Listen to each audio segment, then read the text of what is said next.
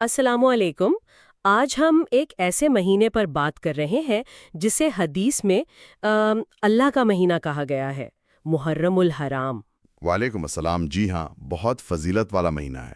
تو اکثر یہ سوال آتا ہے ذہن میں کہ اس مقدس مہینے میں ہمارے لیے کیا کرنے کے کام ہے اور مطلب کن چیزوں سے بچنا چاہیے۔ بالکل، اور یہ سمجھنا ضروری ہے تاکہ ہم اس کی اصل روح کو پا سکیں۔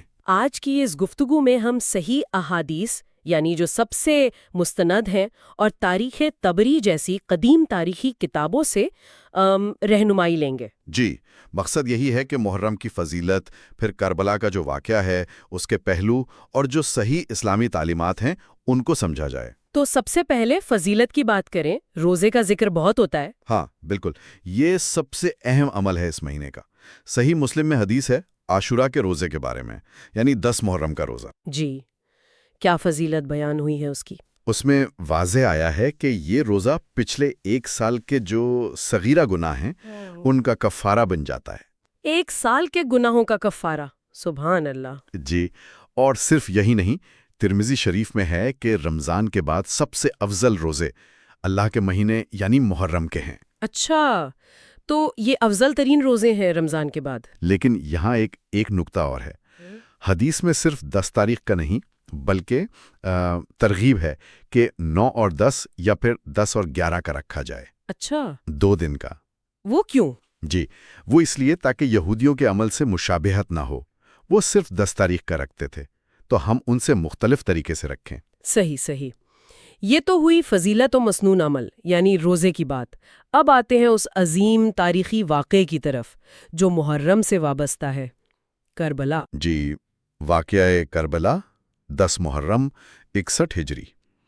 اس میں جو بنیادی نقطہ تھا وہ امام حسین رضی اللہ عنہ کا یزید کی بیعت سے انکار تھا۔ ہاں، یعنی وہ اس کی حکومت کو تسلیم کرنے سے انکار کر رہے تھے۔ بالکل، اور تاریخ طبری جیسی جو قدیم کتابیں ہیں ان سے یہ واضح ہوتا ہے کہ امام حسین کا مقصد ہرگز کوئی سیاسی لالچ یا فساد پھیلانا نہیں تھا۔ ان کا اپنا قول بھی ہے نا اس بارے میں؟ جی، ان کا قول نقل ہوا ہے کہ میں فساد نہیں چاہ رہا، میں صرف اپنے نانا صلی اللہ علیہ وسلم کی امت میں اصلاح چاہ رہا ہوں۔ یعنی مشن دین کی حفاظت اور امت کی بہتری تھا۔ درست، اور اسی حق کی خاطر پھر انہوں نے اپنے 72 ساتھیوں کے ساتھ شہادت قبول کی۔ اللہ اکبر۔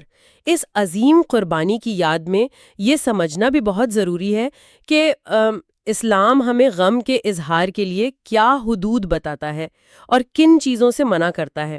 جی، یہ بہت اہم سوال ہے، خاص طور پر وہ چیزیں جو دین میں بعد میں شامل کی گئیں جنہیں بدع کہتے ہیں۔ بدع یعنی دین میں نئی چیز ایجاد کرنا۔ بالکل، بخاری اور مسلم دونوں میں واضح حدیث ہے کہ جس نے ہمارے اس دین میں کوئی ایسی بات نکالی جو اس میں سے نہیں تو وہ رد ہے، یعنی مردود ہے، قابل قبول نہیں۔ تو اس اصول کی روشنی میں محرم میں کچھ ایسے کام کیے جاتے ہیں جو شاید اس دائرے میں آتے ہوں۔ ہاں، دیکھیں مثلاً ماتم کے نام پر اپنے جسم کو تکلیف دینا، زنجیر زنی کرنا، خون نکالنا، اسلام اس کی اجازت نہیں دیتا۔ یہ ممنوع ہے؟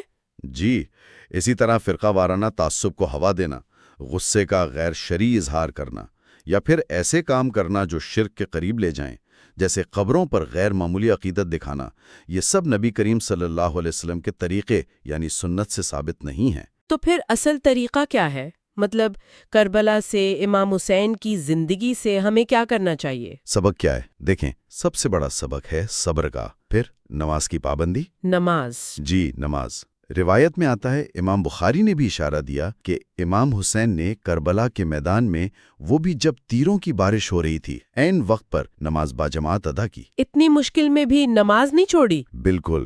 اس سے بڑا پیغام کیا ہوگا کہ ان کی یاد منانے کا صحیح طریقہ صبر ہے، نماز ہے، تقوی ہے، اللہ کا خوف، صرف رسمی ماتم نہیں۔ اور اس کے علاوہ؟ اس کے ساتھ ظلم کے خلاف حق بات کہنا اور علم اور حق کے لیے قربانی دینا، یہی تو ان کا اصل پیغام تھا۔ تو خلاصہ یہ ہوا کہ محرم بے شک غم کی یاد دلاتا ہے، لیکن اسلام اس غم کو بھی عبادت میں بدل دیتا ہے، روزہ، دعا، صبر۔ بالکل صحیح۔ امام حسین رضی اللہ عنہ کی یاد منانے کا بہترین طریقہ یہی ہے، ان کے مقصد کو سمجھیں، اس پر عمل کریں، روزہ رکھیں، نماز قرآن سے تعلق جوڑیں، صبر و تقوی اپنائیں۔ ہمیں وہی کرنا چاہیے جو سنت ہے۔ جی، یاد رکھیں نبی کریم صلی اللہ علیہ وآلہ وسلم نے اپنے پیارے نواسے کی شہادت پر جسم کو اذیت نہیں دی، ماتم نہیں کیا۔ انہوں نے دعا کی، صبر کی تلقین کی۔ ہمارا عمل بھی یہی ہونا چاہیے۔ اور آخر میں ایک بات سب کے لیے سوچنے کی کہ کربلا کے میدان